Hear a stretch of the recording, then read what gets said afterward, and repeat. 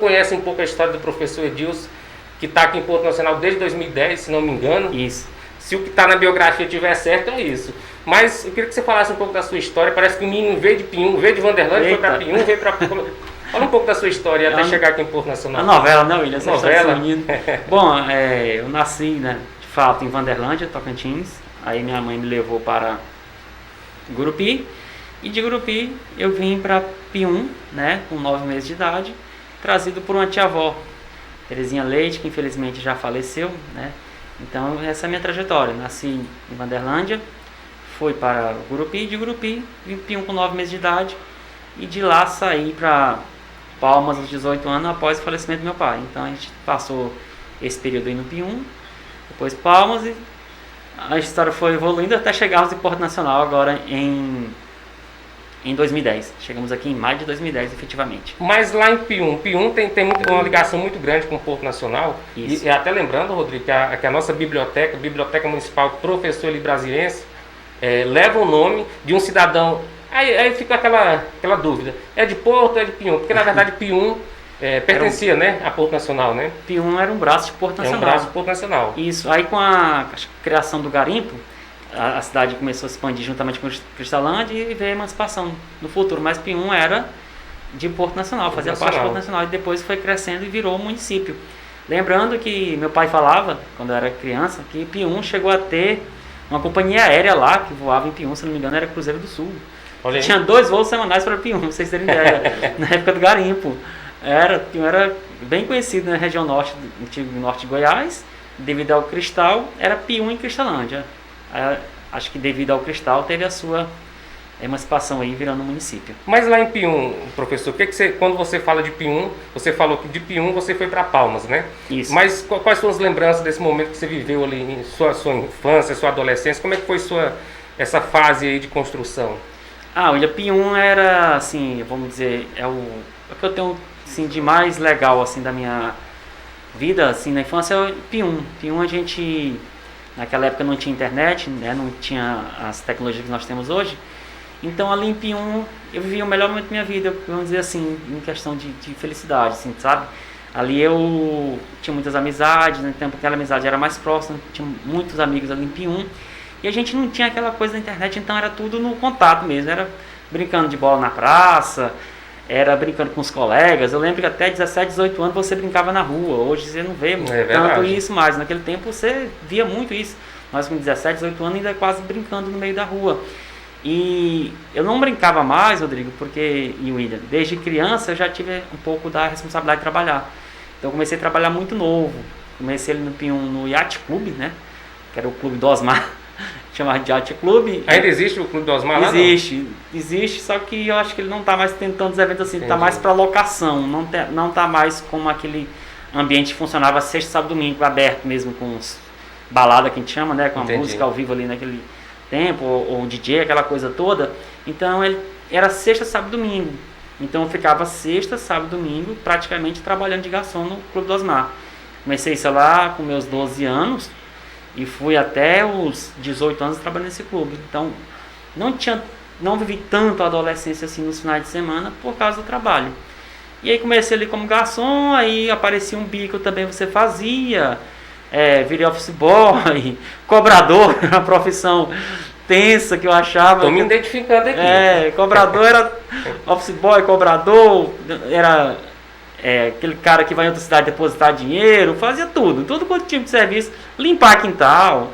Então a gente não tinha, assim, a adolescência foi um misto de adolescência e trabalho ao mesmo tempo. Entendi. Eu sempre andei com um pouco dessa responsabilidade desde novo. Sempre trouxe isso. Já tinha essa responsabilidade desde cedo, eu não sei como é que foi a adolescência do Rodrigo, essa fase aqui, mas com certeza o pessoal que está nos assistindo, o professor foi garçom, trabalhou de office boy. Gente, de garçom não trabalhei, mas de office boy eu já ralei aqui em Porto, viu, Rodrigo? Oficina de bicicleta, mecânico conhecido aqui no Jardim Municipal, era eu, meu filho. Trabalhei. Porque muitas vezes as pessoas, elas olham pra gente, pro momento que a gente tá hoje, as pessoas olham e falam assim, professor Edilson, deve ter nascido num berço de ouro, sempre foi muito certinho, mas lá atrás teve muitos percalços, teve muitas dificuldades. E esse momento de Pium, então, para o senhor foi muito importante, naquele que o senhor falou, você não era aquele jovem da balada, da festa, era um jovem já focado. Eu ficava na balada trabalhando, na balada era diferente. A sua balada era trabalhando? Era trabalhando, não tinha aquela balada com os amigos, não, era balada trabalhando. Então, assim, o tempo todo nessa vida puxada, assim, de estar sempre trabalhando para estar ganhando o seu dinheiro ali. Então, sempre tive essa vontade de estar correndo atrás e tentando ter o próprio dinheiro.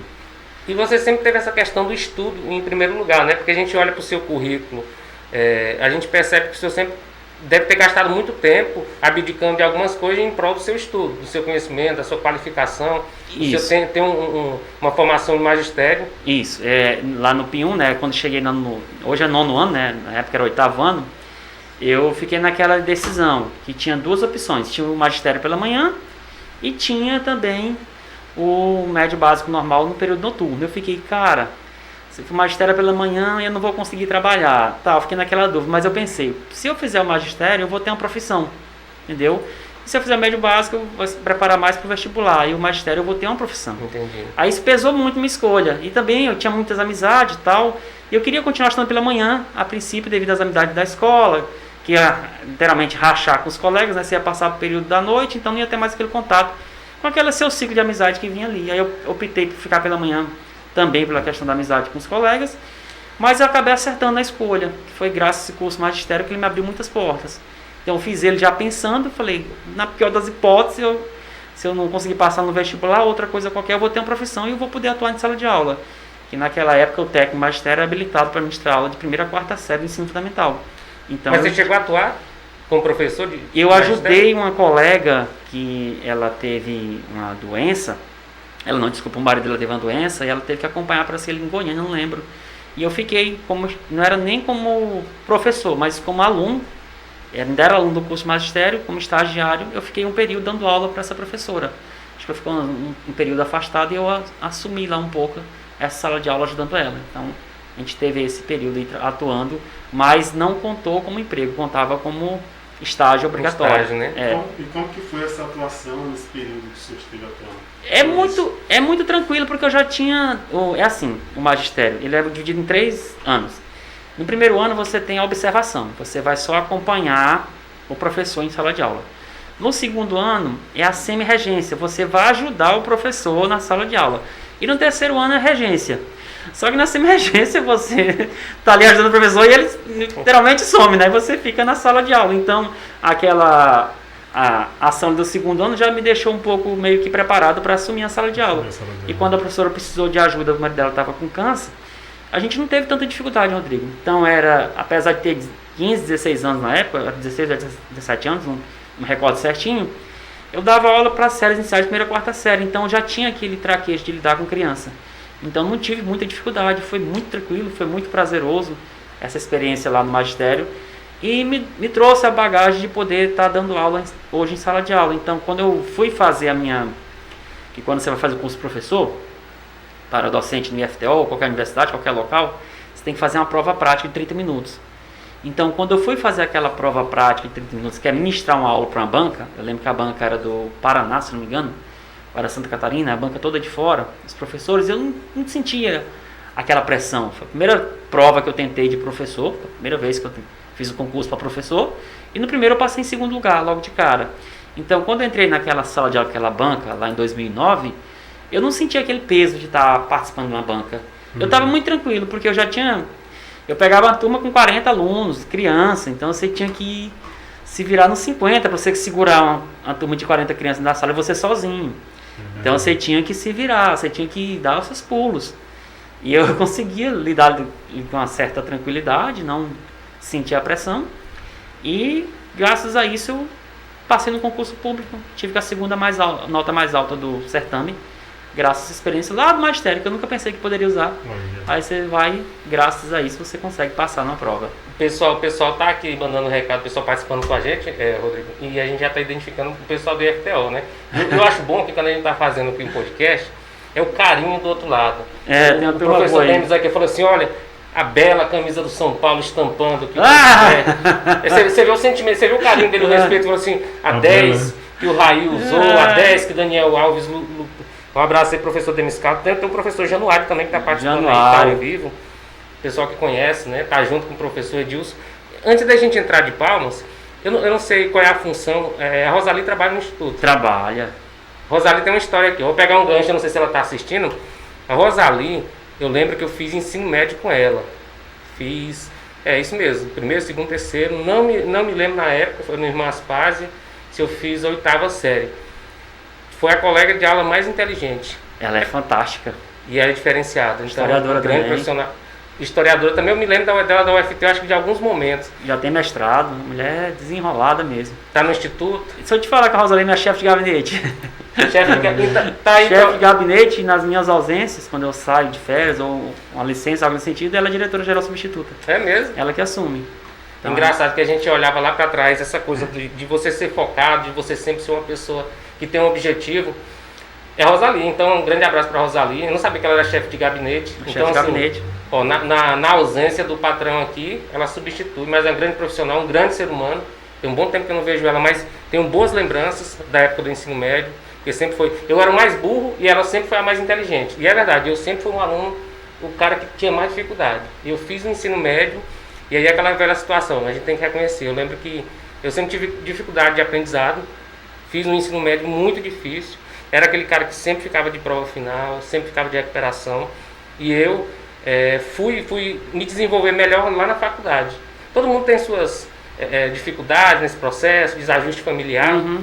Todo mundo passa por esse processo, né? Mas eu me lembro muito bem da Rosali, que era uma das alunas. Com certeza era mais inteligente, era tímida, ela era na dela, mas era uma pessoa que tinha foco. Professor, saindo de Pium, chegando em Palmas. E aí? Aí lá em 2001, a gente teve um baque muito grande, que eu sinto muito até hoje, principalmente quando chega no mês de agosto, aí você fica ainda mais lembrando a situação, fica um pouco meio desanimada. Todo mês de agosto fica assim, vem a data dos pais, eu era muito apegada, meu pai, eu gostava muito dele, é uma pessoa que eu tinha assim, uma admiração muito grande, ele tinha um carinho muito grande também por mim. Tem ideia, meu pai nunca me deu um tapa na vida, então sempre a gente conversou muito e tal, e ele tinha um sonho, ele falou pra mim umas 2 vezes isso, que ele não tinha estudo, né, que disse que o sonho dele era ver um filho formado, ele queria me ver formado. Eu falei, não pai, vai dar certo um dia. Então, isso era em Pium? Isso em Pium, lá em 2000, aí em 2001 ele teve um AVC, finalzinho de 2000 para início de 2001, ele ficou uns 20 e poucos dias, aí dia 15 de janeiro de 2001 ele faleceu. Aí após ele falecer, eu peguei e resolvi dar um rumo na vida. Eu tentei um emprego lá no Pium, não deu certo, porque você não tinha... Filho único não? Não. Fui criado por ele, tinha avó minha, eram mais 10 irmãos. Aí eu peguei e fui para Palmas. Chegando em Palmas...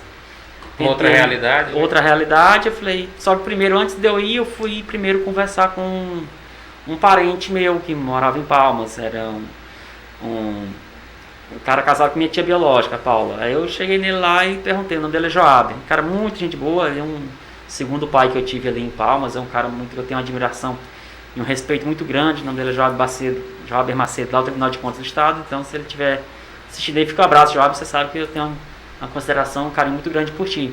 Inclusive, o Joab já foi reitor da Unitins. É um cara muito capacitado, um dos gestores mais férias que eu já conheci na minha vivência aí. É um gestor excepcional, fora de sério, o cara é um economista. E ele continua nativo no Tribunal de Contas? Continua, auditor do Tribunal de Contas, um dos caras mais incríveis que eu já conheci. E o Joab, na época, era subsecretário. E você sabe que se você não tiver alguém para estar te ajudando em alguma coisa, você não vai para lugar nenhum. Mas você chega sem experiência, sem nada, em lugar nenhum. E Joab era muito influente ali e tal. E eu perguntei, Joab, tem algum emprego aí, alguma coisa? E ele falou, cara, emprego bom não tenho não. Assim, que eu sei agora, no momento que te falar que tu vier hoje, pode começar a trabalhar, é de auxiliar de serviços gerais.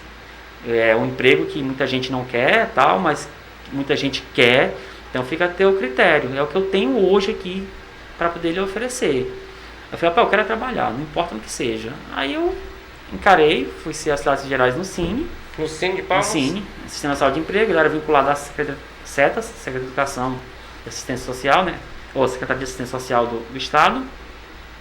E ali nas setas, sim, aquela coisa toda, eu fui ficando ali como auxiliar gerais e você vai conhecendo as pessoas, né? Então, mesmo você esteja naquela função de limpeza, se você tem uma vontade, tem uma coisa, você vai fazendo amizade. As pessoas, dependendo do seu...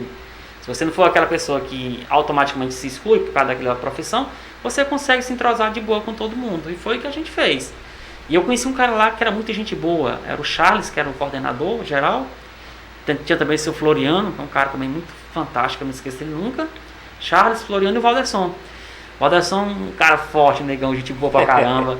E o Valderson sempre ficava pegando meu pé, Dilson, e aí, o que você vai fazer? Eu falei, não, Valderson, eu quero estudar. Eu fiquei assim, não, eu quero fazer um vestibular, eu quero tal, então bora. Aí eu falei, e aí, o que você orienta aí? Não, vou fazer um curso de informática básica. Eu, tá, Valderson, aí como é que é? Não, deve ser baratinho, tu paga lá e faz, e aí tu vai mexendo aí e tal. Ele foi sempre incentivando. Entendi. Aí eu fiz o curso de informática básica ali e comecei a ajudar ali no atendimento, sim. Já não estava fazendo só uma função, você já estava fazendo na curiosidade ajudando. Na curiosidade ajudando, eu nem podia, né? Mas o pessoal via o esforço, via ele tentando ajudar, tentando aprender e foi deixando. Quando eu vi, já estava atendendo, já um dos caras. Tinha dia que tinha lá, sei lá, 400, 500 pessoas dentro do Sim para ser atendido, 8, 9 atendentes, então lotado de gente, e eles pediam ajuda. Quando o trem apertava mesmo, eles diziam, eu só assumi ali. Eu lá ajudava, pela manhã não fazia limpeza no Sim, né? Era só manutenção, e à tarde que fechava, ele funcionava de 8 às 2 da tarde, aí à tarde parava o atendimento, que era corrido, e à tarde era a parte da limpeza. Então de manhã eu estava ali com o Valderson e a equipe ele ajudando, e à tarde o pau quebrava na questão da limpeza. E aquilo foi, querendo ou não, o pessoal foi observando, uns gostavam, outros não daquilo. E eu ganhei um curso de manutenção de computadores. O pessoal via que eu tinha aquela curiosidade e tal, aquele interesse, aí me deram um curso de manutenção pelo estado, e eu gostei mais ainda daquela área, aí fiz o curso de manutenção. Aí depois comecei outro curso de redes de computadores, só comecei, e como eu tinha aquele sonho de entrar na faculdade, eu passei no vestibular também. Isso na informática. Federal? Não, foi lá no Objetivo. Na Federal era integral, então você não tinha como trabalhar. Né? O curso de ciência de computação era integral, manhã e tarde. Aí não tinha como você trabalhar. Aí eu falei, não, aí saiu a primeira turma do Objetivo noturno. A Ubra era muito caro, ninguém dava conta. Aí o FT era integral, e eu querendo fazer aquele curso de informática. Não, vou fazer informática, tal, aquela paixão na cabeça. Entendi. Aí fui pro Objetivo, primeira turma, lotado, primeiro vestibular. Sem bolsa? Todo mundo que trabalhava sem bolsa, sem nada. Mesmo? Sem Pagando nada. Mesmo? Pagando. Eu imagino que pra época já era caro. Era, só que parece que foi um trem assim que muda, né? Aí eu fiquei em 2001 e 2002 trabalhando nas auxiliares gerais. Aí em 2003 virou tudo. Eu consegui outro emprego melhor, na área de educação também, numa escola particular em Palmas, consegui um outro emprego. Entrei na faculdade, isso tudo no início de 2003, assim, Caramba. De janeiro a março de 2003. E quando eu comecei a faculdade, o Sebrae abriu uma seleção. Abriu uma seleção no Sebrae para estagiário. Eu estava no primeiro período da faculdade, trabalhando já em outro órgão, tinha saído do Cine. Uhum. Aí, peguei, em outro órgão não, em outro emprego.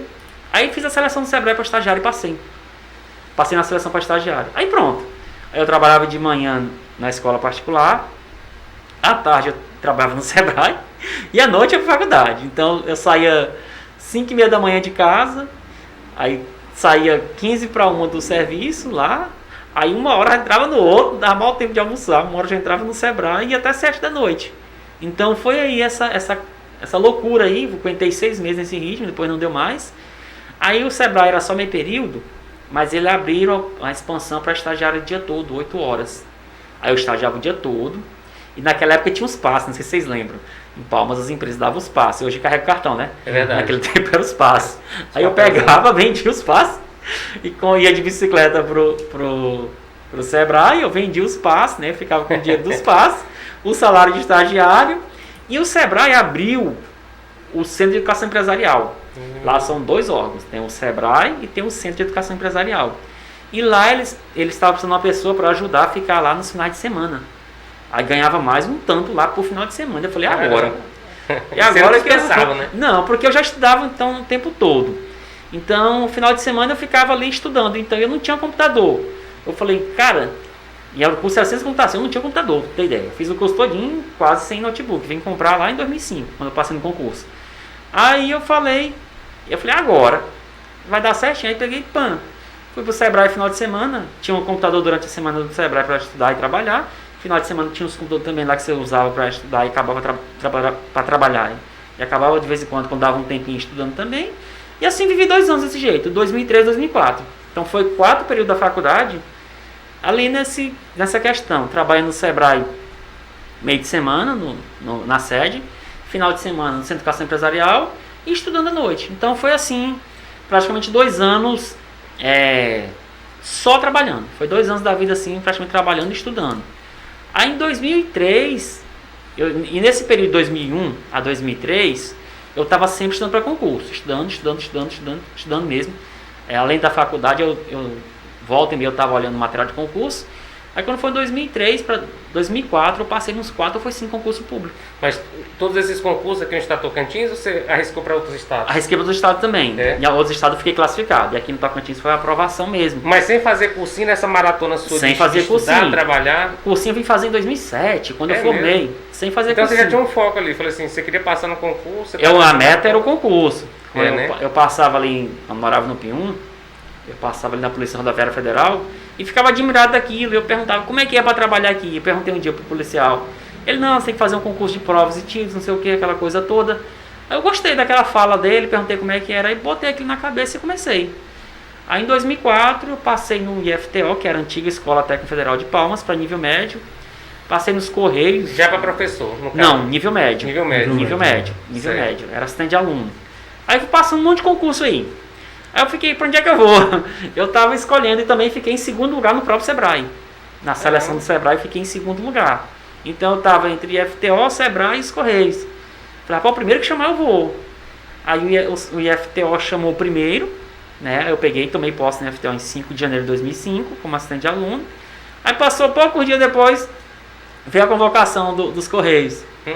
Aí eu falei, eita, eu nunca pensei em assinar a carta de existência. Aí eu estava assinando já a carta de existência, que já tinha tomado posse do cargo. E tempo depois, parece que o Sebrae abriu a vaga também. Falei, não, aqui é seletista, aqui é estatutário. Os outros lá são seletistas, então eu não saio daqui por nada. Apesar do salário, né, o Sebrae ser melhor, mas o IFTO era estatutário e era um órgão federal.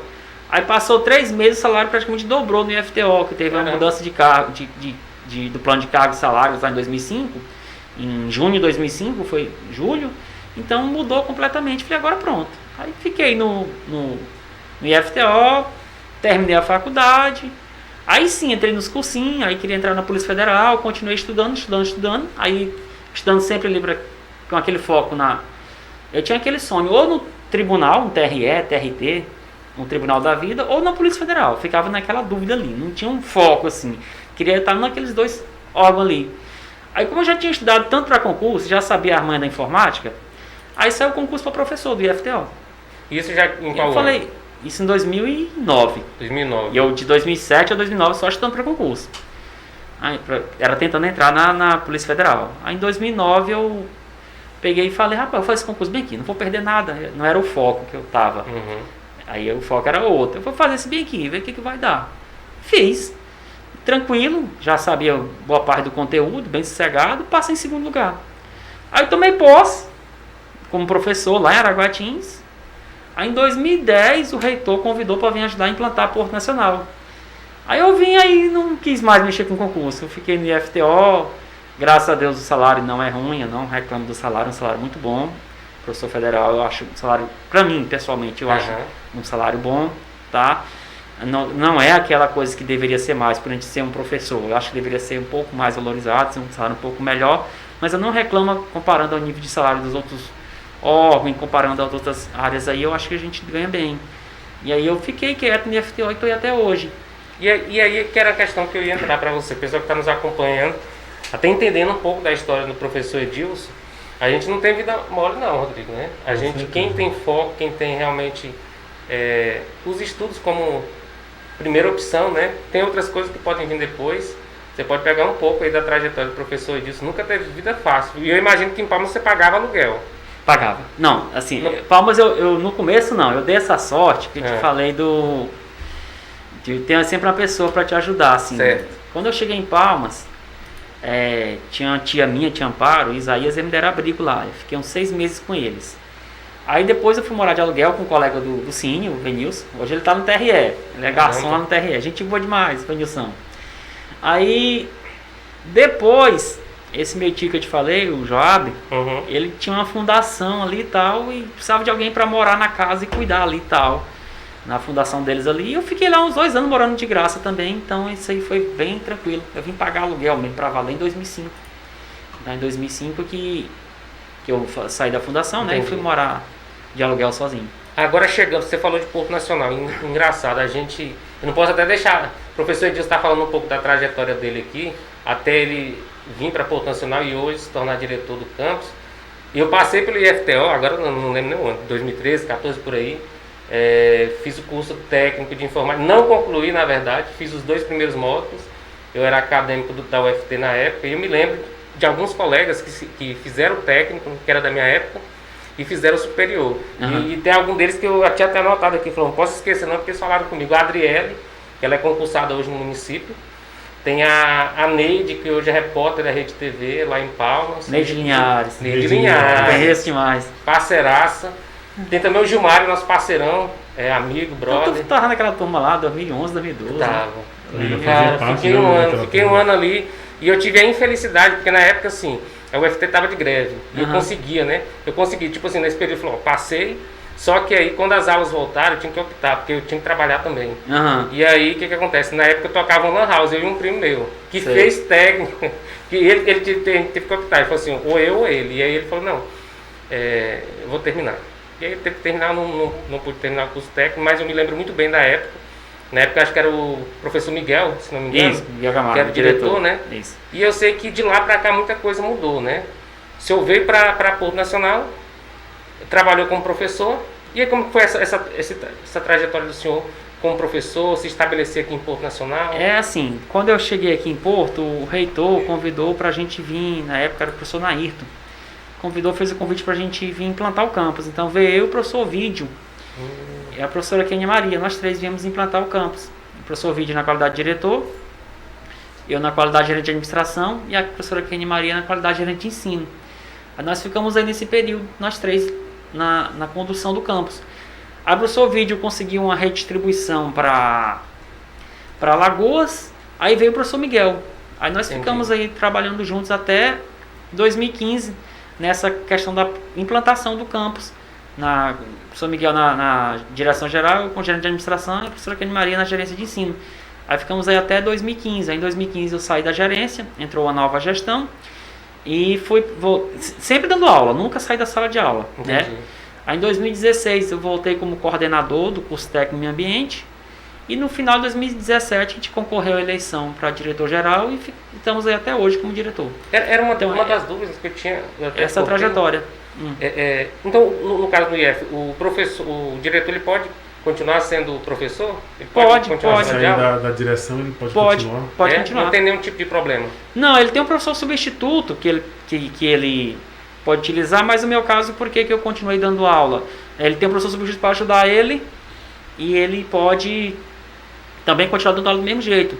Porém, o IFTO tivemos alguns casos de remoção por tratamento de saúde. Então foram alguns professores removidos para Palmas para tratamento de saúde e nós ficamos com as deficiências. Então eu aproveitei, continuei dando aula e cedi a vaga para um professor, para uma área que esteja precisando, no caso educação física. Então essa minha vaga que eu tinha direito, eu passei para educação física para não prejudicar os demais professores do campus. Então não sobrecarregar um outro professor, que é todas as turmas com aula, 9 turmas, e só um professor ele não ia dar conta da carga horária. Aí eu peguei e cedi essa vaga para o professor de educação física. Entendi. Mas pode.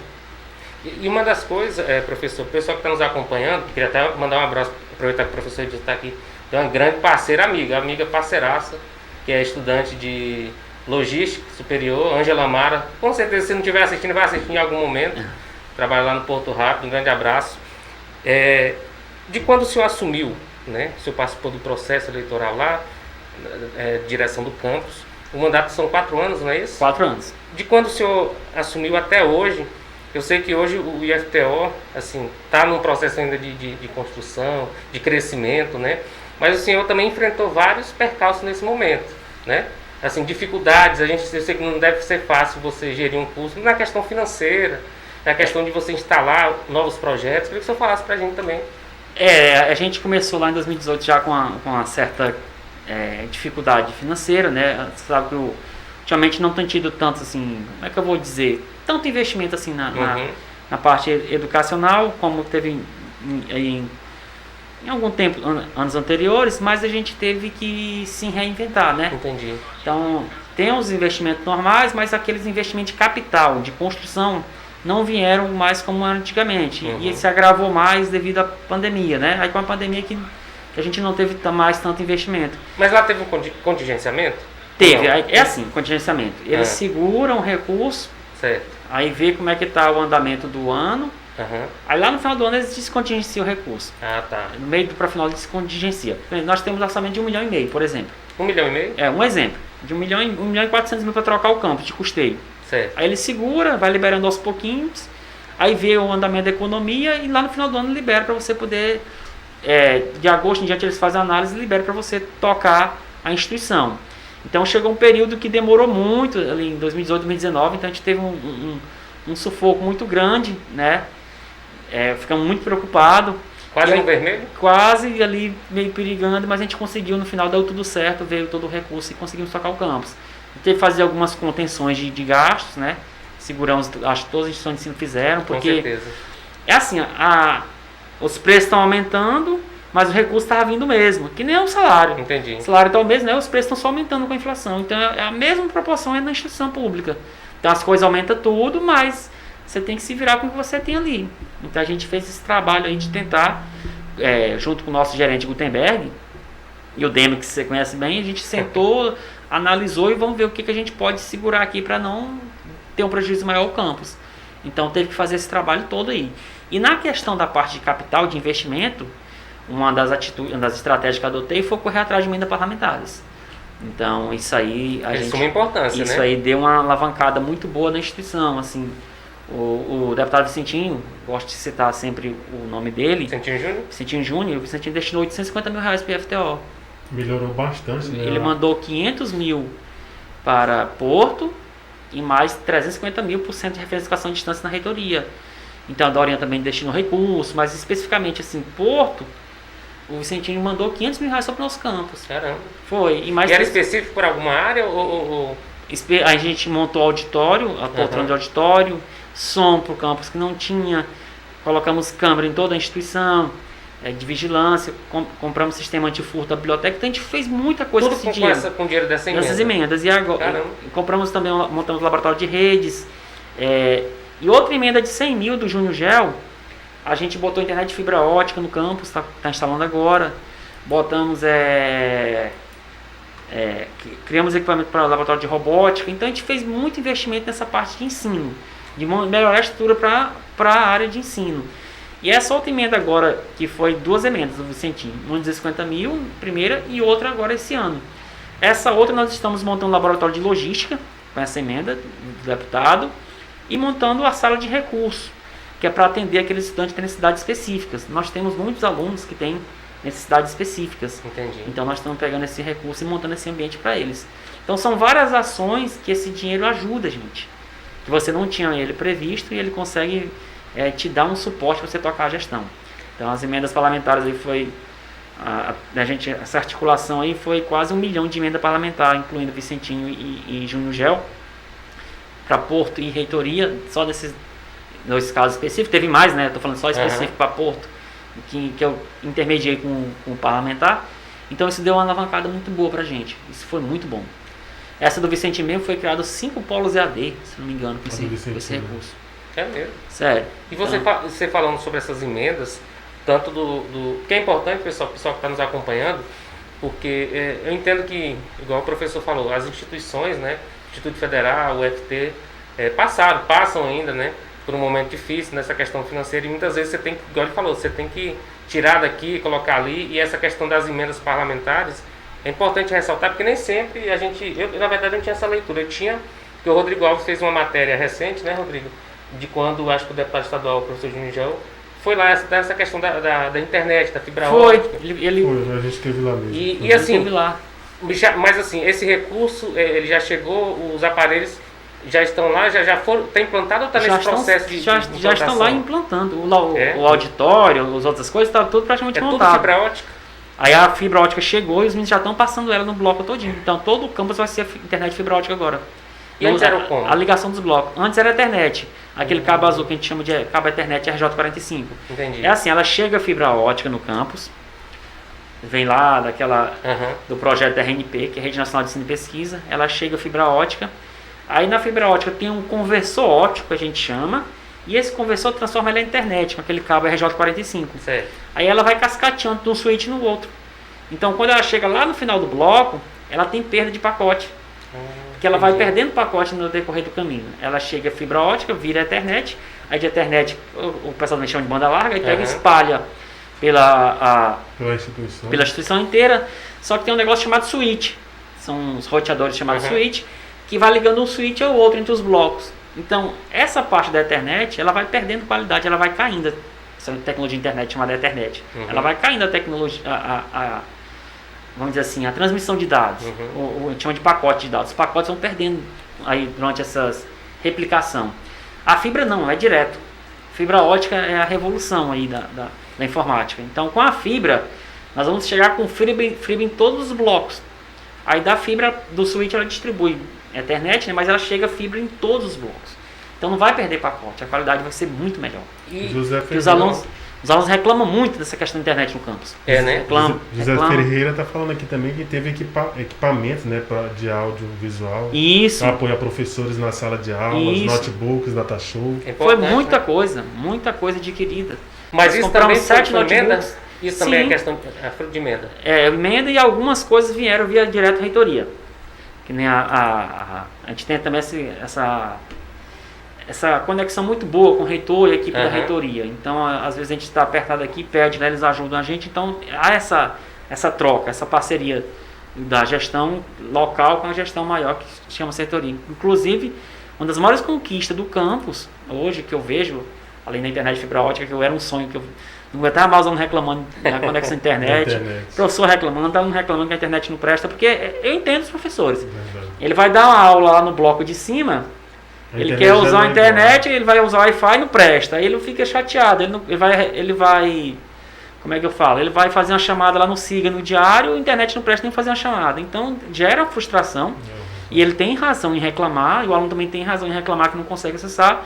E eu coloquei como meta, vamos resolver o problema da internet. Era a meta principal, e tanto que a gente pediu essa emenda para o Júnior Gel exclusiva para arrumar essa questão da internet. Eu falei, vamos, Júnior, tem um problema crítico na escola em questão da internet. Ela chega boa no campus, mas a nossa estrutura interna não é boa para poder ter uma conexão melhor para todo mundo. Então essa questão da fibra ótica agora vai dar uma alavancada muito boa. Eu espero que os alunos não reclamem mais. Aí vem também destinação da reitoria, e uma ação que eu sou muito grato e feliz ao reitor e toda a sua equipe, foi uma articulação que ele fez em Brasília, e Porto Nacional de Higienópolis foram contemplados. Porto Nacional de Higienópolis e agora Paraíso também, através de uma emenda parlamentar. Esses 3 campos, Palmas já tinha, né? Esses 3, Palmas e Araguatins, agora esses 3 novos campos estão tendo energia solar. Então nós conseguimos 590 placas solares. Daqui de Porto também já tem? Porto tem 590 placas solares instaladas já e funcionando. Nossa, que bacana. Só falta a ligação na rede da Celtins, que tem que ter todo um projeto, né? A Celtins vem fazer aquela ligação que absorve energia. Tipo, eu fico de crédito. Aquele crédito. Falta só essa ligação da rede elétrica para ter o crédito. Mas a própria energia já é autossuficiente. A própria energia elétrica já, a autonomia interna de uso diário já atende. Mas para manter ela armazenada tem que ter essa parte da ligação da concessionária. Isso. Então, aí, isso é ter um trâmite aí burocrático que leva um tempo. Então, professor, só para o pessoal entender, foi importante eu tocar nesse assunto, porque a gente sempre vê, né, Rodrigo, hoje, quando a gente fala de energia, na verdade, quando você fala de tudo, você fala da gasolina, você fala da energia, do aumento. Então, o campus conseguiu, hoje, essa implantação dessas placas. Isso. Qual que é o nome? Placa solar, mas tem um outro termo, fotovoltaica? Energia solar, placas fotovoltaicas para fornecimento de energia solar. Porto Nacional, Dianópolis, qual outra cidade? Porto Nacional tem Dianópolis, Araguatins, Palmas e agora Paraíso. Mas elas já estão implementadas lá? Já estão, e aí, Araguatins, Paraíso, Araguatins, Porto, Palmas e Dianópolis já tem as placas instaladas. Aí certo. Paraíso comprou agora, está em fase de final para vir a instalação. Então na questão da energia aí você já não tem... Como é que funciona essa questão do... Aí tem a redução. Quando ela a gente vai saber realmente quando vier a implantação dela na rede. A gente vai ter a noção exata. Ela não está implantada ainda. Não está ligada na rede ainda. Só estão lá no teto. Está instalada, já está funcionando, já gera energia, mas para consumo interno. Ela não está ainda na ligação na rede para armazenar o crédito. E a nossa estimativa com a ligação dela na rede é que a gente vai ter a redução aí dos 60% a 70% do consumo de energia. E esse valor de 40 a 70? Vai depender quando a gente armazenar e ver certinho. E ver como que vai ficar.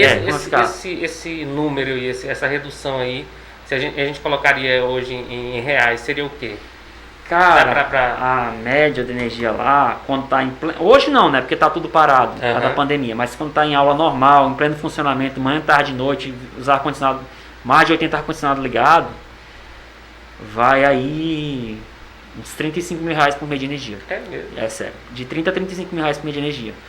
Com essa placa solar, com essa energia solar, a gente espera gastar no máximo uns 10 mil. É uma outra vida, né? É uma outra vida. E aí você já tem um ganho para você investir em outros projetos. Já tem um ganho para investir em outros projetos. Essa é a ideia. Você reduz ali e aplica em outro local. Professor, e falando assim do IFTO, do Porto Nacional, em termos de estrutura, mas eu quero colocar aí. Hoje o campus tem quantos alunos, são quantos cursos, tem um técnico subsequente lá, né? E os superiores. Teve que fazer alguma alteração aí? Chegaram novos cursos? Fala para nós um pouco, para a gente poder entender um pouco hoje como é que funciona o campus de Vamos fazer um panorama geral. O IF tem 900 alunos matriculados. 900 e poucos matriculados, regularmente matriculados. Desses alunos, eles são distribuídos da seguinte forma. Começando pelo ensino médio. Nós temos o curso técnico integrado ao ensino médio. O nome correto é esse, é curso técnico integrado ao ensino médio.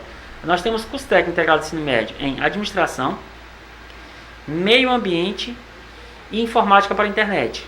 Esses três aí, administração, meio ambiente e informática para a internet, é quase a metade dos nossos alunos, em torno dos 400 alunos aí nesses três públicos. Então tem esses três cursos que são curso técnico integrado ao ensino médio. Aí nós temos também o curso na modalidade ProEja, de assistência administrativa.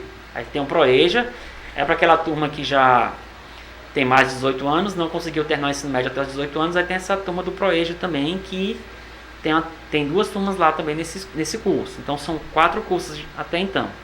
Aí nós temos mais 2 cursos técnicos subsequentes.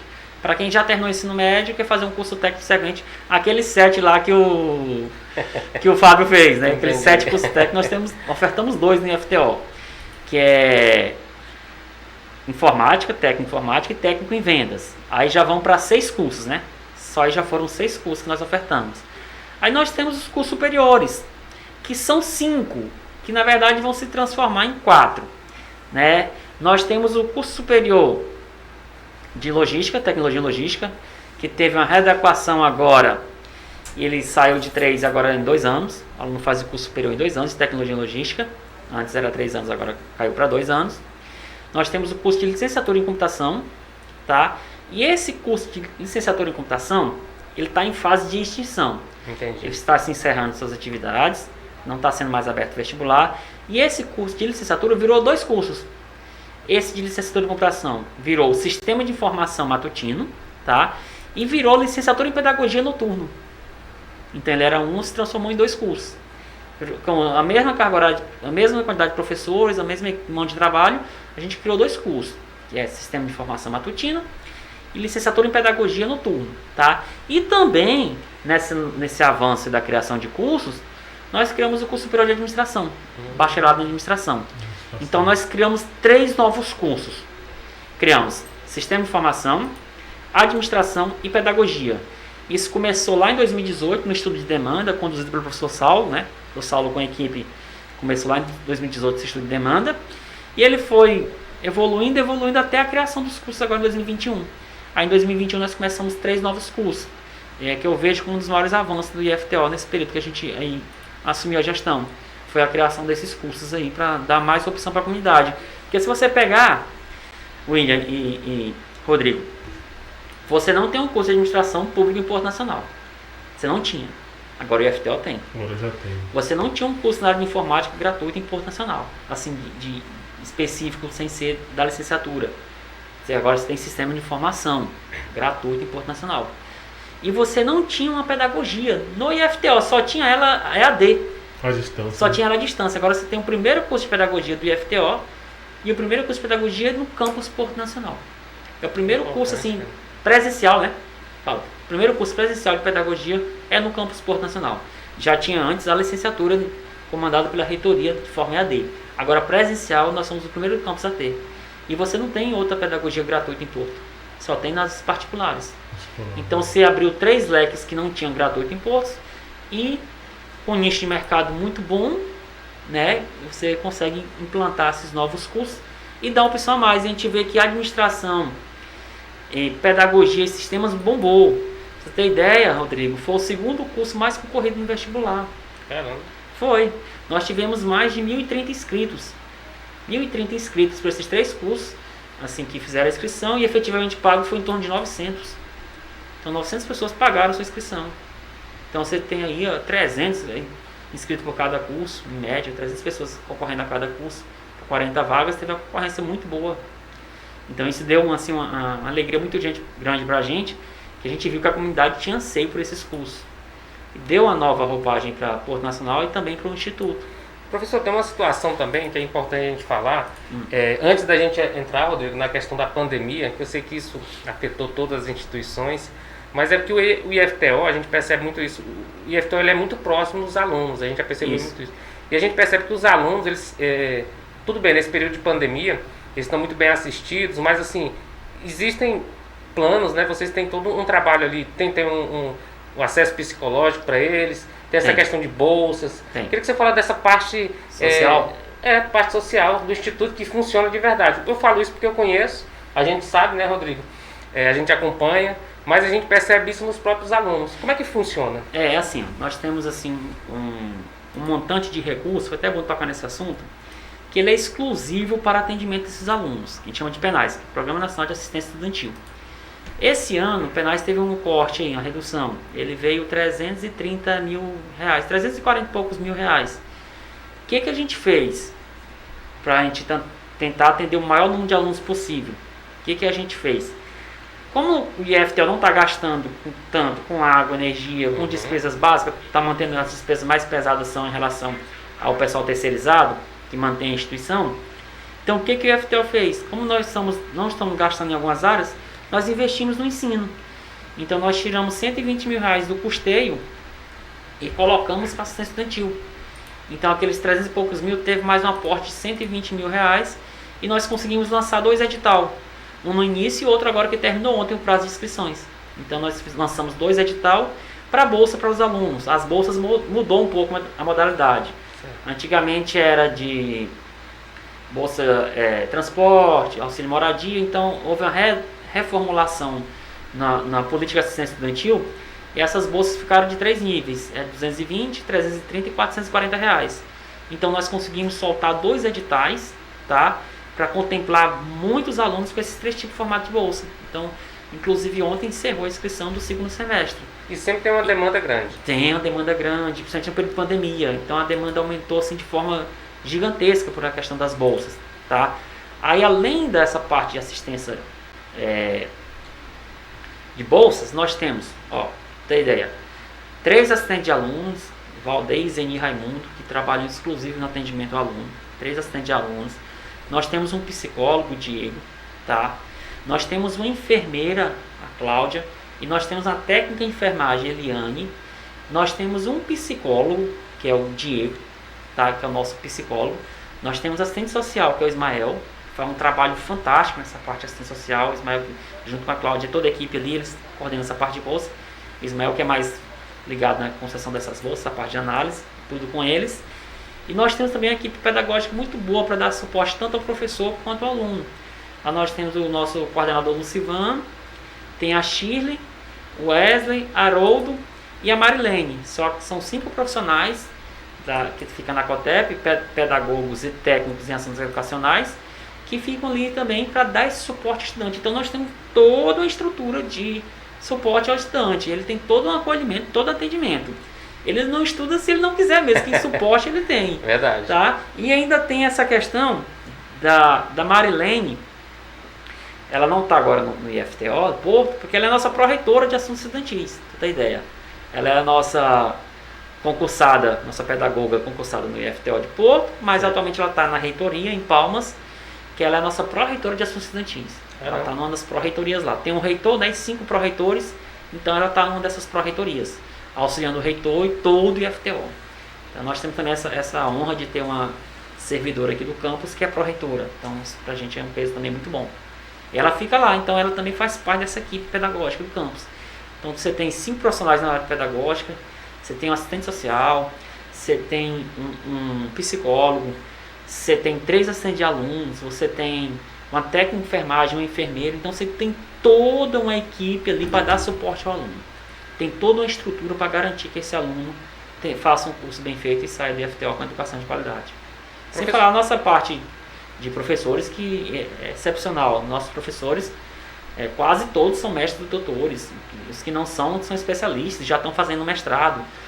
Então você vê que o corpo docente é muito qualificado. E também os servidores técnico-administrativos, que atuam em áreas específicas, quase todos também têm uma especialização, um mestrado. Então você vê que o pessoal é muito qualificado. E qual é o quadro hoje de servidores que o Instituto tem em Porto? Nós temos 63 professores, né? 63? 63, entre afastados e no geral ali, né? 58 a 63 com os substitutos e 45 servidores técnico-administrativos.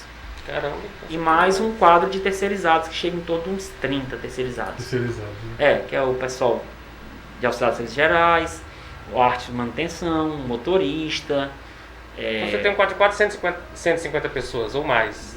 Vai dar por aí, por assim, aí, né? 120, mas 120 a 130 profissionais, por aí. Professor, antes da gente entrar na questão pandemia, eu até deixei a pandemia por último, para a gente poder falar de outras coisas. O IFTO Campus de Porto Nacional, a gente que trabalha na área da comunicação, Rodrigo principalmente, que é o repórter do povo, o repórter comunitário, já em várias ocasiões pôde registrar os alunos, os núcleos, os projetos do IFTO que foram destaques não só em Porto, mas em Tocantins e nível Brasil.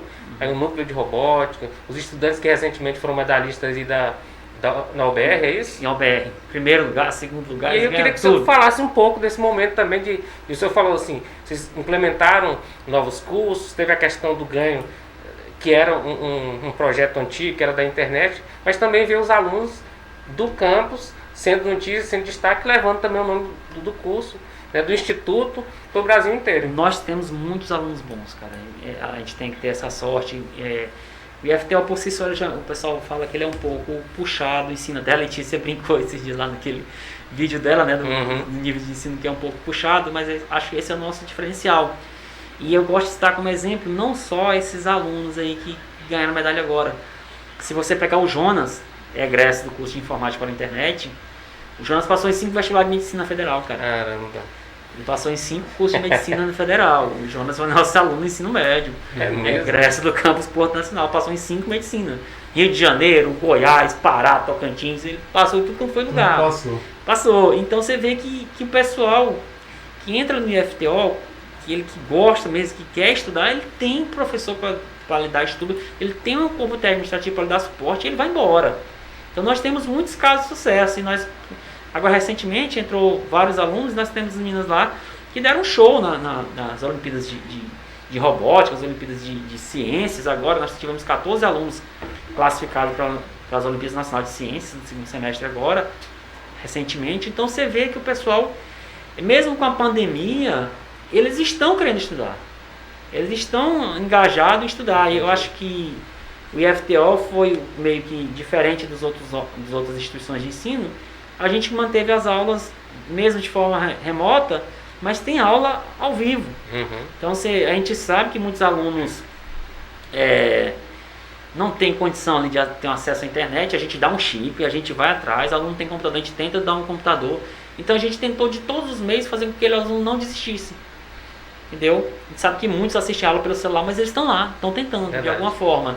Então isso, acho que foi o nosso diferencial no contexto geral. A gente continua com as aulas normalmente, mesmo de remoto, mas você tem aula. Hoje eu dei aula pela manhã, 2 aulas pela manhã, ao vivo, normal, 25, 30 alunos participando, normalmente. Mas já retornou assim presencial? Não, presencial não, continua remota, tudo online.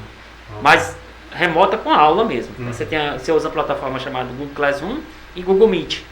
Então tem a Google Classroom que você põe as atividades lá e o Google Meet que você dá aula ao vivo. Nós estamos aqui no podcast tem algum professor agora dando aula lá desse jeito. E como que tem sido a participação dos alunos? Eles Tem. aderido a essa Muitos forma? têm, outros não. Aí que entra a parte da equipe pedagógica. Eles ficam ali monitorando aqueles alunos que não estão assistindo. Então essa equipe pedagógica que precisa de alunos, eles ficam direto lá, por exemplo, fulano não assistiu tantas aulas essa semana. Ô, fulano, o que está acontecendo? É aí que você vê se ele está sem internet, se ele está sem computador, o que está acontecendo. Esse suporte dessa equipe pedagógica é o que faz com que a gente tenha esse feedback e traga o aluno para não desistir. Porque a gente sabe que não é fácil você ficar no computador 8 horas por dia vendo alguém falar do outro lado. Você tem que ter muita vontade de estar participando daquilo ali. E eu acho que o pessoal está tentando manter o nível. O superior, então, eu fico impressionado com o pessoal do superior. A maioria trabalha tal, e à noite está ali assistindo a aula, participando, interagindo. Então eu fico assim, sou muito feliz em ver a atitude do pessoal do curso superiores. Você pega que quase todos trabalham, né? Mesmo com a pandemia, algum tem o seu emprego, tem que ir lá. Então o cara chega à noite cansado, ele está ali na frente do computador assistindo a aula. Então eu tiro o chapéu para esse pessoal que quer mesmo estudar. Vou até pegar, professor, porque assim, não é que eu evitei falar da pandemia, porque se a pandemia a gente acaba, eu sei que o professor participou, vai participar ainda de outras transmissões ao vivo, de outras entrevistas, e às vezes a gente acaba falando sempre o mesmo assunto. E até falei, Rodrigo, vamos falar da pandemia pro final, porque a gente sabe que é algo que está acontecendo com todo mundo, né? Mas pensando agora as aulas do Instituto Federal retornou, né? Mas a questão, o município agora, no último decreto, até a gente acompanhou a matéria, né? Da questão do retorno das aulas presenciais. Mas o Instituto Federal, igual o senhor já tinha falado para a gente em off, ele continua esse período, né? O calendário até nesse presente momento, de forma remota, não é isso? Porque às vezes as pessoas até questionam.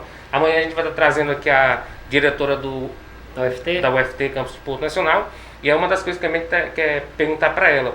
Como é que funciona então? Vamos supor, o município, vamos supor, lá no Itepac, vai retomar, eu acho que vai retomar também, né? Nós vamos estar com a Dilce aqui quarta-feira. O município, a rede CEMEI, o ensino fundamental vai voltar, mas o entendimento do IFTO é porque existe o IFTO é diferente. Nós somos um órgão federal independente. Nós não somos assim vinculados a Estado e município. Nós temos nosso regimento próprio, nosso regulamento próprio. Nós somos, vamos dizer assim, subordinados ao MEC, ao Ministério da Educação, Secretaria de Educação Profissional e Tecnológica. Então nós somos um pouco diferenciados dos outros meios de ensino de Porto. E o IFTO tem um negócio chamado Conselho Superior. Esse Conselho Superior é que define as diretrizes da instituição. Todo regulamento, todo curso que vai ser criado, todo curso que vai ser alterado, toda nova ação que for criada no IFTO tem que passar pelo Conselho para aprovação. E o Conselho, lá no final do primeiro bimestre, ele teve uma votação, e esse Conselho optou por todo o segundo semestre continuar de forma remota. Entendi. O Conselho decidiu que todo o segundo semestre será de forma remota. Mesmo que o Estado, o município volte presencial, eles não têm, vamos dizer assim, a obrigatoriedade de forçar o IFTO a voltar. Entendi. Porque o IFTO tem o seu conselho independente que dita as regras da instituição. Então esse conselho voltou por todo o segundo semestre de forma remota. Aí pode ser, não vou afirmar nada, que tenha uma análise, né, se continua remoto ou não. Então vai fazer análise de conjuntura, porque a gente sabe também que tem que estar todos os professores vacinados, mas não adianta nada se o professor está vacinado se o aluno também não está vacinado. Verdade. Então fica assim, e a maioria dos alunos de 18 anos tomaram a primeira dose agora. Então vai tomar a segunda dose lá para novembro. Ainda, né? Então não sei se daria tempo de imunizar todo mundo. E os alunos nossos, público-alvo muito forte, em torno de 400 alunos, tem menos de 18 anos. Então de 14 a 17, 18 anos. E esses meio de 18 anos não vão receber. Não sabem quantos que eles vão receber essa dose. Então fica difícil você afirmar se vai retornar ou não. Tá? Mas o que define se tem aula presencial ou não é a decisão do Conselho Superior. Pessoal, como é que esse conselho é formado? Ele é formado por alunos, representantes de 4 alunos, 4 professores, 4 servidores técnico-administrativos, 4 representantes do Conselho de Colégio de Dirigentes, reitores, diretores e pró-reitores, representantes da sociedade civil. Então se reúne esse conselho e decide. E o conselho votou, né, que todo o segundo semestre será de forma remota. Né? Todo o nosso segundo semestre será de forma remota. Agora pode ser que tenha uma nova avaliação do cenário e decida se continuar remoto ou não. Isso vai depender de uma nova análise da conjuntura, que tem também um comitê. chama-se Comitê de Risco do IFTO. Esse comitê analisa mensalmente como está a situação da pandemia. Aí lá volta. Mantém as atividades presenciais remotas, sim.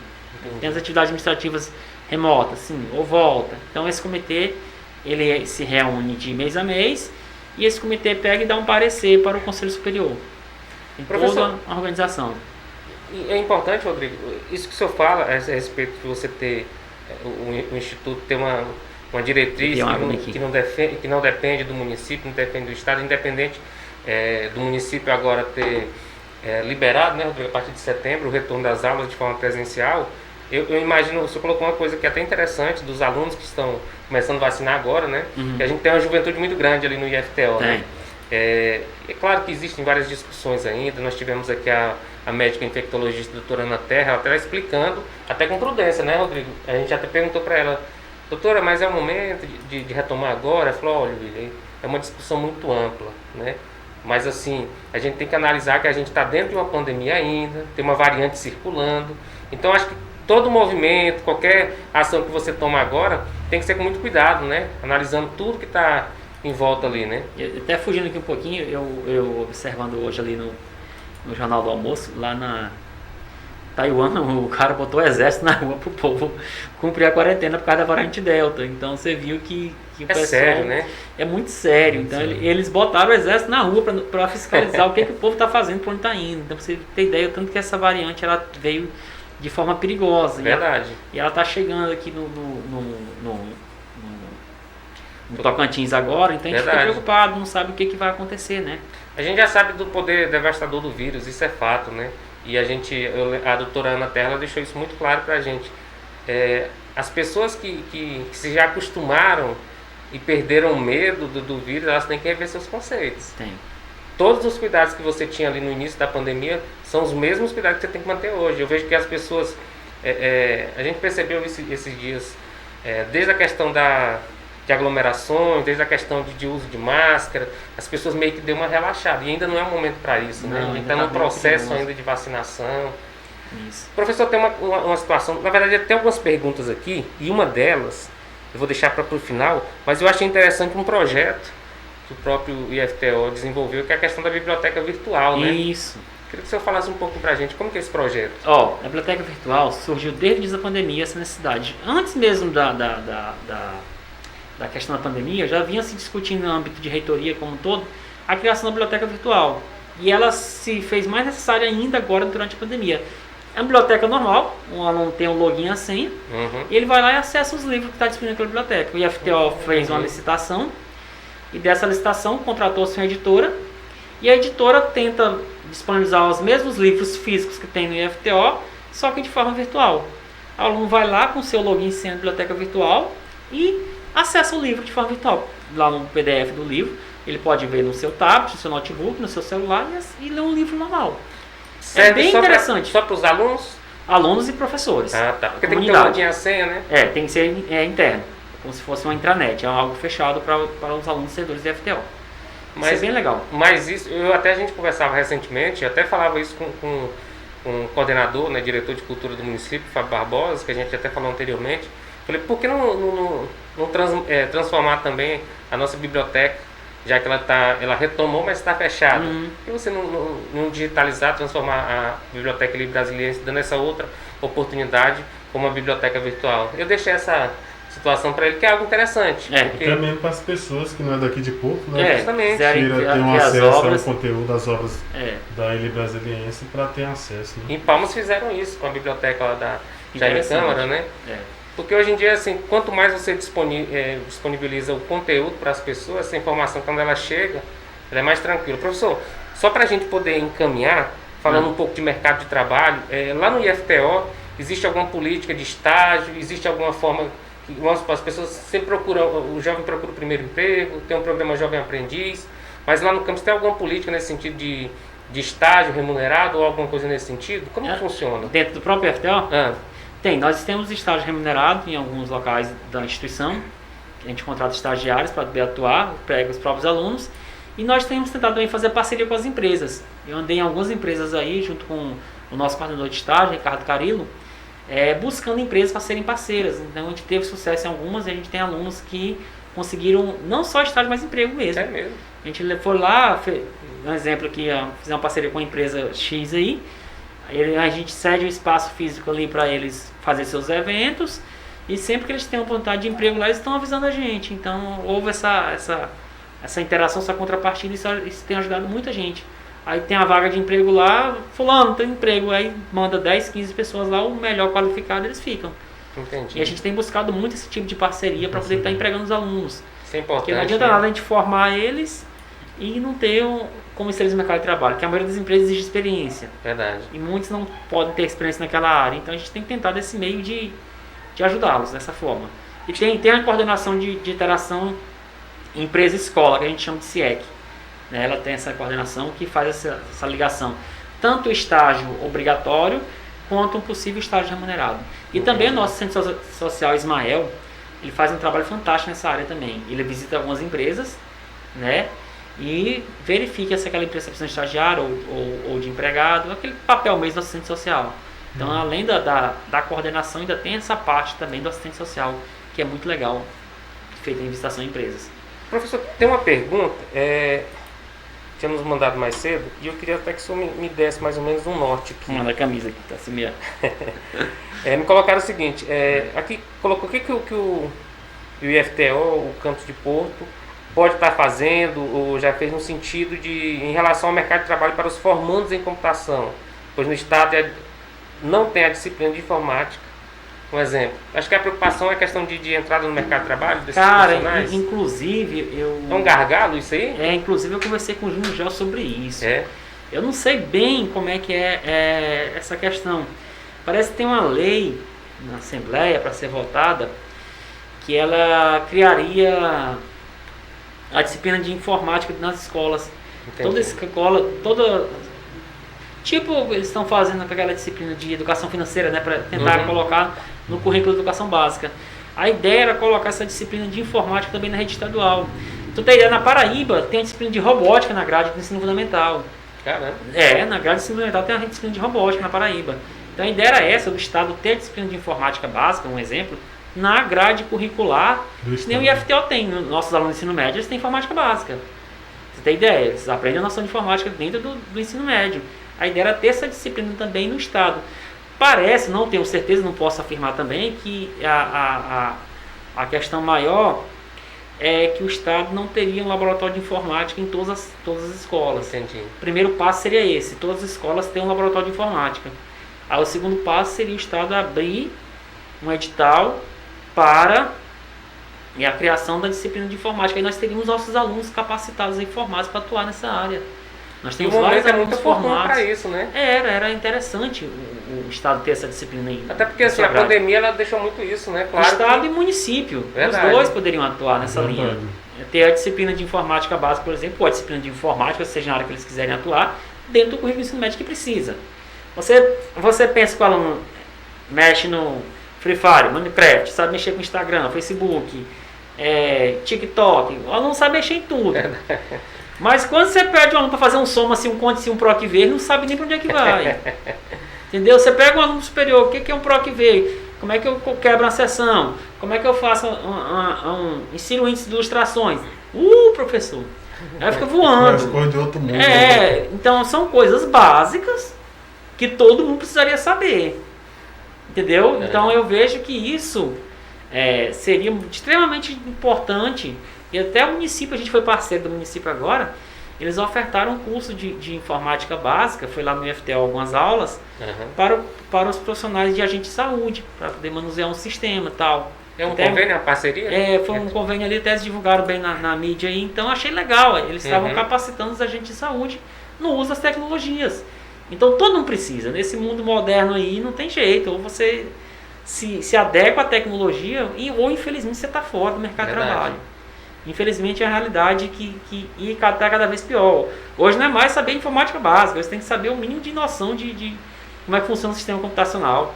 Até programação está começando a ficar algo necessário. Então você vê o tanto que o trem está evoluindo. Verdade.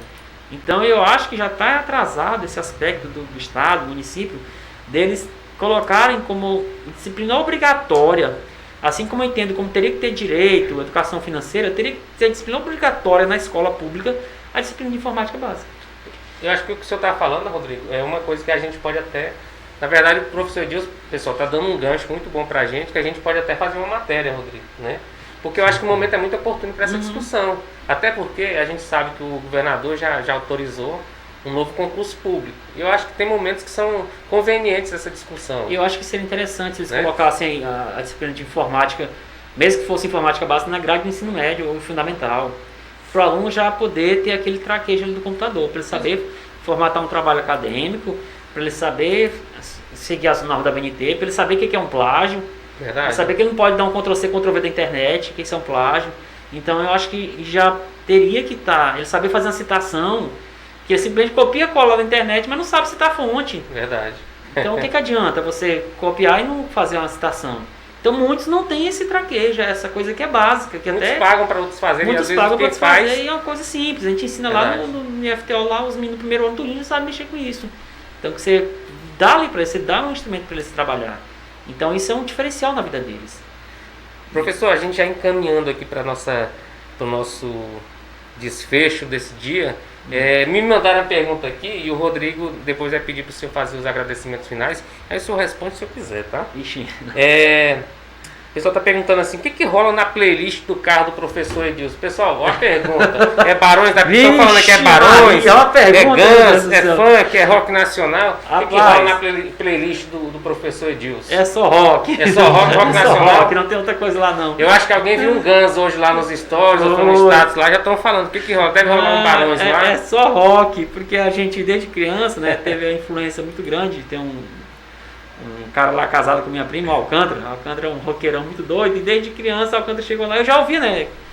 O Raimundinho tinha um bar lá e volta e ele tocava aquelas músicas antigas, aqueles rock antigos na década do final de 80. Bombava, né? Era só os rock bons naquela época e a gente já começava a ouvir. Aí o Alcântara chegou lá no P1, o marido da Sandra, ele trouxe o rock pesado e a gente foi gostando daquilo e pronto. Aí começamos aí nos festivais de rock.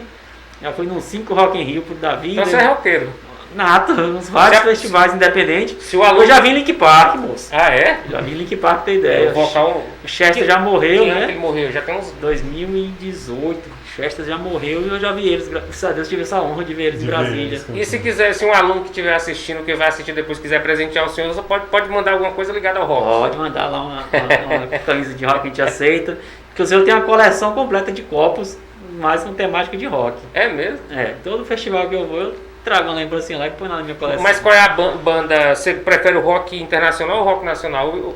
Sendo rock... Vai sendo rock. Mas qual é a banda internacional? É o Guns mesmo? É o Guns, é o que eu tenho uma paixão assim grande mesmo. Não dá nem pra falar que é o Guns, assim, mas é o que eu comecei a gostar muito por causa do Guns. Entendi. Mas aí vem Pink Floyd, vem Iron Maiden, vem Scorpions. Tem Metallica aí também? Vem Metallica, vem tudo, vem uma turma boa aí, cara. Mas assim, a paixão mesmo começou com Guns e Pink Floyd. Eu também gosto, né, de rock. Nossa, é bom demais, rock é a vida. Rock é vida, é igual o professor falou. Rock é vida, moço. E quem entende um pouquinho já vai se O espalhar. pessoal tem muito aquela coisa que rock é coisa do demônio. Sim. Não, gente, nada a ver.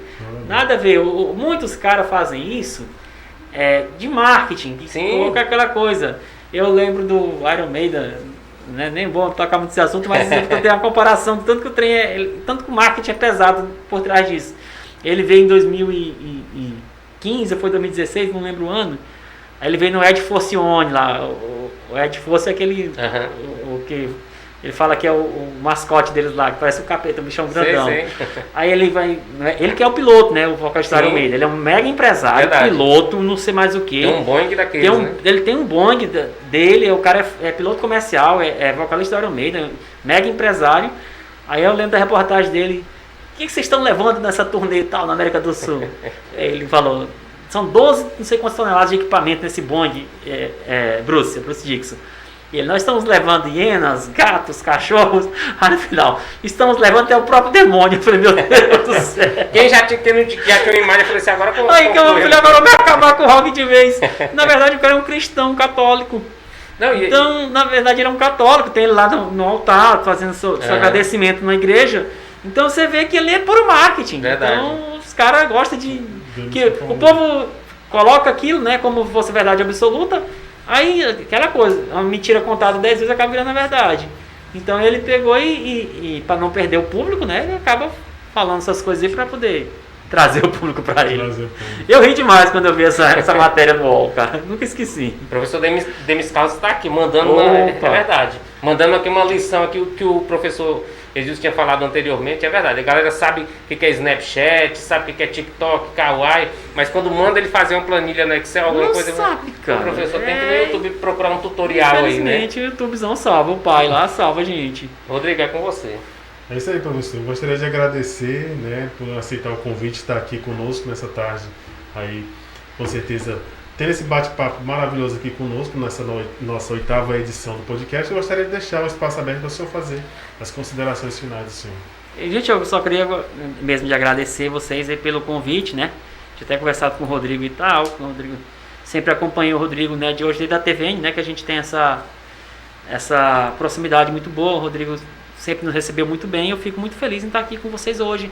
E mais feliz em vocês terem abrido o espaço para a educação. Vocês trouxeram o IFTO hoje, amanhã o UFT, e depois parece que é o ITEPAC, né? Isso. Então isso é muito legal. Vocês estão abrindo espaço para a educação. E isso é importante a gente conhecer a instituição, conhecer as pessoas que estão lá, saber como é que o trabalho funciona. Isso dá como é que eu vou falar? Isso dá uma credibilidade de educação. Às vezes a gente já está taxado aquilo lá não sei o que, aquilo lá só tem isso, aquilo, e não. E vocês estão trazendo para a gente a oportunidade de a gente mostrar como é um ambiente escolar, como é o IFTO, como é um FT da vida, como é o ITEPAC. Então isso é muito bom para a gente poder, amanhã TNI, uma grande parceira, grande amiga, poder estar falando um pouquinho sobre instituição. Isso é muito legal. E também agradecer os colegas do IFTO que estão aí acompanhando, os amigos que estão aí, que fazem o IFTO. O IFTO não é só o professor Edilson, não é só o professor Demis e Gutenberg, não são os nossos gestores. O IFTO é a equipe inteira. O IFTO é Rosalie, José, Tayana, Elisane, Paulo Patrício, Luana. Então é uma turma muito grande que faz o IFTO, são várias pessoas. Então a gente fica feliz em ter essa equipe muito boa, muito grande aí dentro da nossa instituição. Nós somos vários servidores que formamos o IFTO Campus Porto Nacional. Então se dá certo, o sucesso não é só do professor Edilson, não, o sucesso é de todos. Então a gente agradece muito de coração toda essa família que a gente brinca, a família IFTO, que conduz a instituição, que tem gerado tantos frutos bons para o município de Porto Nacional. Também agradecer a minha família aí, né, que pode estar acompanhando também, todos os nossos alunos que devem estar aí assistindo também, os amigos, e fazer um agradecimento especial a 2 pessoas aqui que não poderia deixar de falar, né, que é a esposa, Terezinha Lourenço, e minha pequenininha, né, Ana Beatriz. Então ali a família que está ali, a gente agora que tem uma prima morando aqui, mas antigamente era nós 3 e a família, alguns parentes da família Terezinha. Então é praticamente a família, só os 3, né, em Porto. Então agora tem a sobrinha, prima aqui, e acaba tendo uma pessoa a mais para você ter um contato, que é a Fabiane. Mas antigamente era mais só nós e nós mesmos. Então você vê que a família pesa muito quando você está longe de casa aí, há tantos anos assim. E tem um pessoal aí que, se você não mandar um abraço para eles, vão pegar no seu pé depois, que é o pessoal do pedal aí, viu? Eita Maria, se eu não falar com esse povo do pedal aí. E falar nisso, aproveitando o espaço, ó, mandar um abraço aí pro Pezão, né? Segundo lugar na categoria Elite ontem. Aí. Otávio, primeiro lugar na categoria juvenil, chama de Melosa, ficou em segundo lugar, o David, e o Joás em terceiro lugar. Então o Porto foi lá em Indianópolis e arrebentou ontem, cara. Os caras temos pauta, trouxeram primeiro, segundo e terceiro lugar no juvenil, né? E o Pezão, que tinha de PH, ficou em segundo lugar na Elite. Então a gente vê que o Porto tá arrebentando aí no pedal. Até que a gente fez a matéria com o professor Ronaldo. Isso, é os filhos do Ronaldo que a gente brinca. Quando elas foram fazer a matéria quando eles estavam se preparando, né, para ir pra lá. Eles foram agora recentemente para Copa Centro-Oeste em Goiás, e ontem eles arrebentaram em Indianópolis, primeiro, segundo, terceiro lugar. E o Pezão segundo na Elite. Então, e eles falaram na matéria que ia para buscar o título. Eles não estavam errados não. Eles botam mesmo no 12. Então, assim, é outra família que eu tenho aqui em Porto Nacional. Começou com a amiga Rosinete, né? A gente começou a pedal. Professora também. Professora do IF, a professora Rosinete começou ali, disse, vamos lá no pedal, bora. Aí eu fui gostando da coisa, comecei lá em 2019, fui gostando, e a gente tá aí já fazendo longão aí, 200 km, 200 e poucos. Só 200, né? Então já nessa vida aí do pedal. Então a turma eu tenho também com a família, um pessoal muito unido, muita gente boa. Eu gosto muito dessa turma do pedal aí. É isso aí, né, Rodrigo? Os amigos que a gente fez aí. Pessoal, queria agradecer demais a participação do professor Edilson aqui, deu um show pra gente. O pessoal que quer nos acompanhar aí, pode ir lá no Facebook, no canal do YouTube. já vai estar disponível para você. Agradecer ao professor Edilson, já convidar vocês para amanhã, às 10 horas da manhã, a gente vai estar junto com a professora Etienne, ela que é a diretora da UFT do Campus Porto Nacional, e na quarta-feira, 16 horas, a gente vai estar recebendo a Dilce do Nascimento, que é a coordenadora acadêmica também do ITERPAC, tá bom? Agradecer ao professor Edilson, ao Rodrigo, você que esteve conosco até agora. Amanhã, 10 horas da manhã, a gente tem mais um compromisso no nosso nono episódio aqui do Porto Mídia Podcast. Agradecendo a todos e muito obrigado. Obrigado, pessoal. Um abraço. Show de bola. O Jornal Porto Mídia tem o apoio comercial de AJ Design Artes Gráficas e Impressos. Telefone 63 9 92 33 0101. Farmácia Popular Farma. Medicamentos com preço popular. Na Praça do Centenário. Telefone 3363 2721. Faculdade Estácio. Agora tem uma perto de você. Fale conosco pelo WhatsApp 63 9 92 28 3045. Casa de Carnes Renascer. Fazemos entrega a domicílio. Ligue 63 9 84 53 1397. Grupo Pax Mundial. Planos de assistência familiar. Porque nos momentos difíceis é bom ter com quem contar. Telefone 63 9 8403 9953. Aigo Dog Delivery. O hot dog coreano em Porto Nacional. Telefone 63 9 8487 9740. Biscoitos Godinho, esse sim é qualidade. Ligue 63 9 8441 7888. Cantinho do Chefe Marilon Azevedo, na Avenida Beira Rio. Telefone 61 9 9110 3310. Help Center Assistência Técnica e Especializada em Informática em geral. Telefone 63 9 84 59 2771.